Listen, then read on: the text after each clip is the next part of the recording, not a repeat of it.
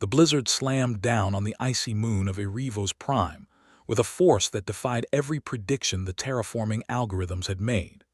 Lena Coldridge pressed her forehead against the frost-coated viewport of her research cabin, watching the world beyond dissolve into a swirl of white. She had been stationed here for half a year, cataloging the adaptations of native fauna that thrived in temperatures that would shatter reinforced steel. The sound came just after midnight. At first, Lena thought it was the wind scraping against the hull, a cruel mimicry of something alive. But then it came again, deliberate, steady, almost impatient. Something was waiting at her door. She grabbed her plasma torch and approached, heart hammering. Protocols were clear. Never open the door during a storm, never compromise the thermal seal, never risk exposure to potential predators.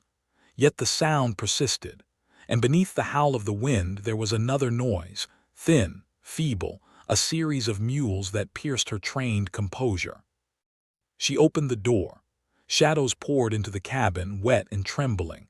Small, furred creatures no larger than earth cats with crystalline eyes that caught the emergency lights and fractured them into shards of color. Lena counted them carefully. 16, 17, 20. Their fur was coated in ice, and their bodies shivered violently, a rattling chorus of fragile bones. They weren't ordinary cats. Xenobiologists had classified them cryovores, apex pack predators native to the frozen forests of Erebos Prime, but colloquially they were known as ice cats, and the data all said they were deadly. Lena slammed the door shut and stood frozen, plasma torch at the ready, as 20 glowing eyes fixed on her. But they didn't attack. They collapsed onto the heated floor, curling into tight, quivering balls, their icy coats hissing as warmth began to permeate their bodies. "You're supposed to be hunting me," Lena whispered, lowering the torch. Studies said they could take down a transport in under 3 minutes. The largest of them, nearly twice the size of the rest, lifted its head. Its eyes were golden, sharp with intelligence, and its muzzle bore scars like battle maps. When it opened its mouth, she glimpsed teeth capable of slicing through both flesh and steel. Yet it yawned lazily and rested its head once more. For the next hour, Lena moved carefully among the creatures, scanning vitals, wrapping the weakest in thermal blankets, administering stimulants. 3 were on the edge of organ failure. Slowly, their crystalline fur lost its frost and shimmered with a soft, prismatic glow. They accepted her touch, docile, some licking her hands with tongues that were warm and rough like fine sandpaper. The alpha, the largest of the cryovores, watched her from the doorway. It never moved but tracked every motion with those intelligent golden eyes. "You brought them here," Lena murmured. "You knew someone would help." The alpha blinked slowly. Outside, the blizzard continued to rage. Lena distributed her emergency rations, protein bars, synthesized nutrients, which the cryovores devoured ravenously. She set out bowls of water and watched the way their bodies absorbed it, fur glowing faintly as their internal heat regenerated. When exhaustion finally claimed her, all 20 cryovores were curled around the cabin, sleeping.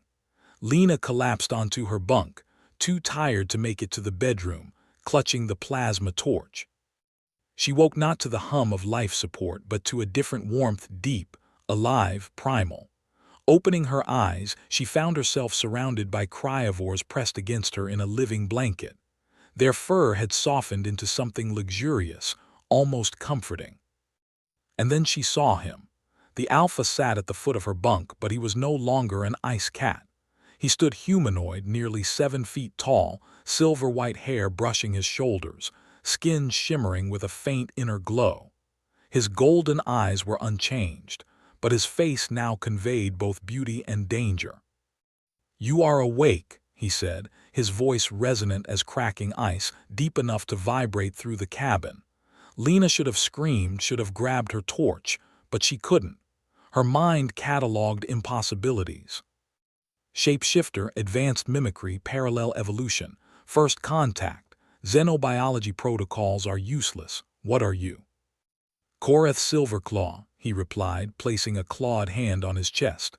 "Alpha of the Frostclaw pack, And you are Lena Coldridge, the human who chose compassion over protocol. How do you know me? He gestured to her terminal, where her identification badge hung.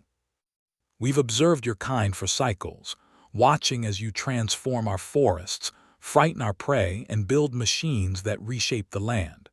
We were ready to declare war. War, Lena whispered, blood running cold. But humans are trying to help. We're terraforming. Destroying, Korath interrupted. Your warmth machines melt the hunting grounds.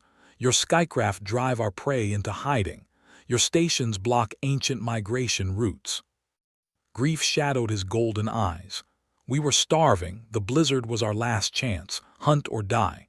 Then I smelled your dwelling, warmth, food. You could have killed me, taken everything, but instead, his expression softened. You helped. The cryivores shifted around Lena, smaller forms revealing themselves as young children who would have perished in the cold without her intervention. No human had ever acted this way. Your kind sees us as obstacles, Korath continued, as animals, but you saw us as people. Tears pricked Lena's eyes, because you are people, just different. Korath smiled, a sharp predatory curve, yet somehow comforting. The elders will need to hear this. The war chiefs will need to reconsider. He rose, filling the small cabin. You have bought peace for your pack, Coldridge, and more than that, he extended his hand, a human gesture from a being entirely alien. You have been claimed by the Frostclaw pack. By our laws, you are now Alpha Chosen. You belong to us as we belong to you. Lena stared, mind racing. First contact, xenocultural integration, the fact that she had just been married under cryivore law. And yet she thought of those 20 freezing creatures.